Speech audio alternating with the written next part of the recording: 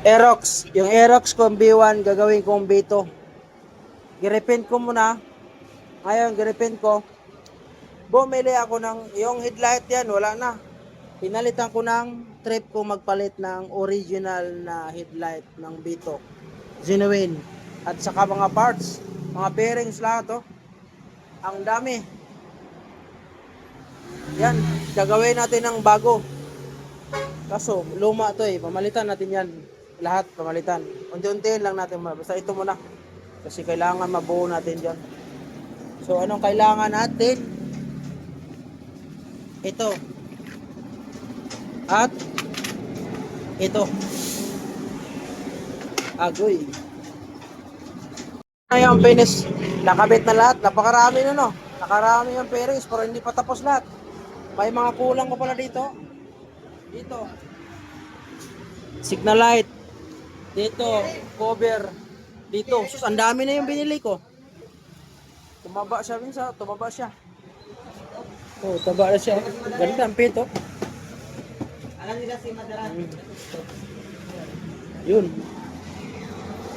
Mukhang bito. Ah. Okay. Pasok.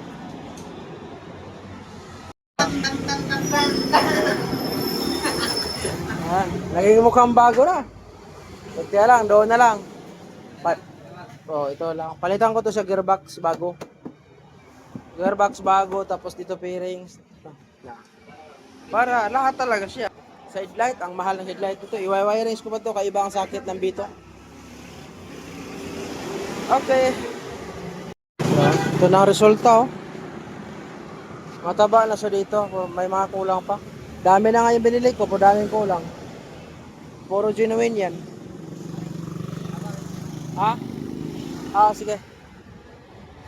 Headlight ang napagmamahal. Genuine lahat yan. Bago yan. Ilalim, lagyan pating ilalim dyan, oh. Araro. Tapos dito, oh. Malinis, malinis.